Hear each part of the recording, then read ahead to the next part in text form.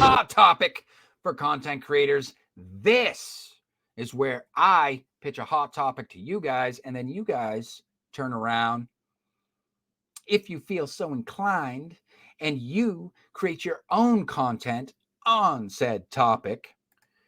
Is traditional publishing obsolete?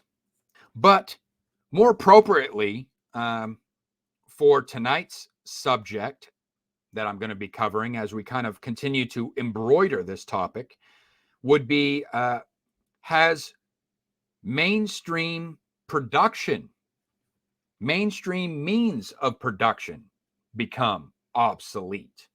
Because I actually have there is a new writer's strike that is going on right now. And it actually revolves around Hollywood this time. I have a couple articles lined up. Let's check them out. And this first article comes from The Guardian. Okay. And the headline on this one says, so this first article is to kind of get me up to speed with what's going on. This article was dated Thursday, May 4th. So it says, writers on why they're standing up to Hollywood. Quote, this is fundamentally broken. And it says, 6 film and TV writers discuss what the industry means to them and why they are fighting for its future. So they want the mainstream. They want that mainstream to continue. Let's see what they have to say. Let's see what's going on in this. It says more than 11,000 film and television writers went on strike this week, staging a showdown with studio executives over how much power writers will have in an increasingly digital, tech-reliant entertainment industry. Writers say their profession has been devalued in the age of streaming, even as studio profits soar. Executives rake in millions in compensation, and demand for new content remains ceaseless. In 2021, 12 of the top media and entertainment executives received about $1 billion in total compensation between them.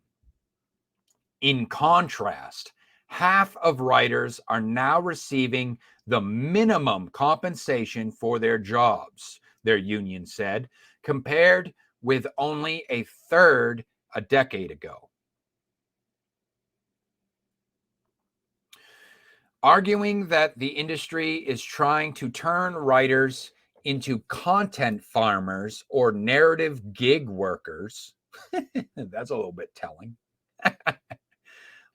So arguing that the industry is trying to turn writers into content farmers or narrative gig workers, members of Writers Guild of America, WGA, voted overwhelmingly to enact the first work stoppage in 15 years after new contract negotiations with the Alliance of Motion Picture and Television Producers, AMPTP, broke down.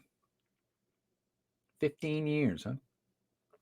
The WGA's key demands include increased pay, better compensation when shows are transferred to streaming services rather than re-aired on television, regulations for how artificial intelligence is used in the writing process, an end to the, quote, abuse of mini rooms,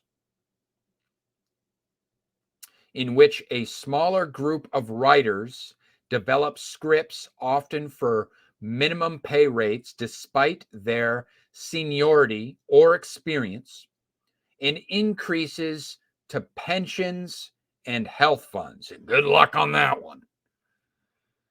I'll say that right now, from a business standpoint. The pension has gone the way of the dinosaur. I'm sorry to say, Zoomers. And I mean that with all the sympathy in the world. Good luck fighting for pensions. Pensions were by and large, pensions are are just another one of those things that the boomers got to enjoy. I actually have another article now. So we get a nice little photo here of people wasting their time outside. At least they're getting some fresh air. All right, this article posted just a few days ago on Friday, May the 5th. All right. And this article, the headline reads, Hollywood thinks it can divide and conquer the writers' strike. It won't work.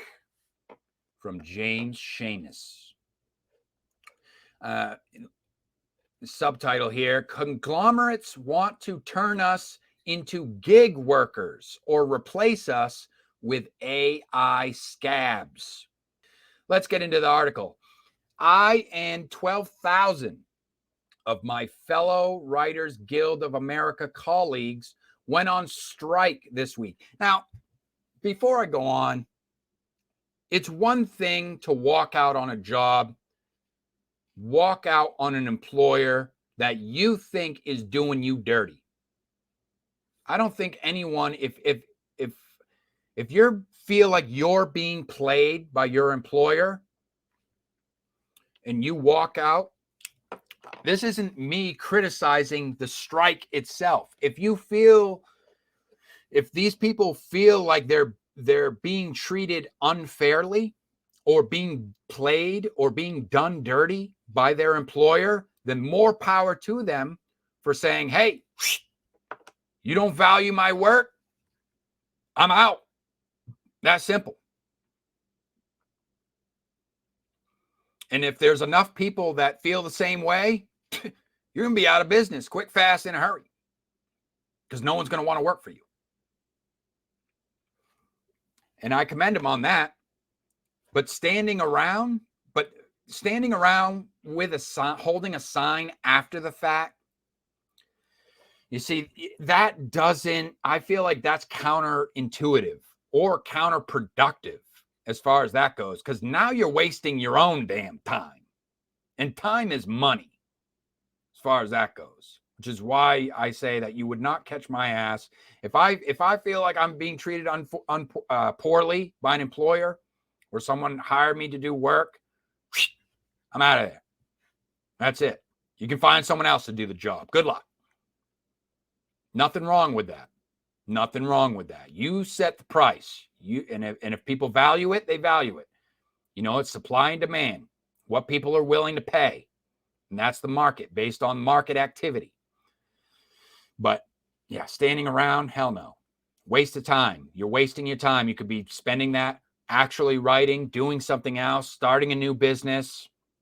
So many things you could be doing other than walking around in a goddamn circle, holding a sign with some stupid rah rah siskumba bullshit written on it. Supposed to be writers here. Judging by what you wrote on these signs,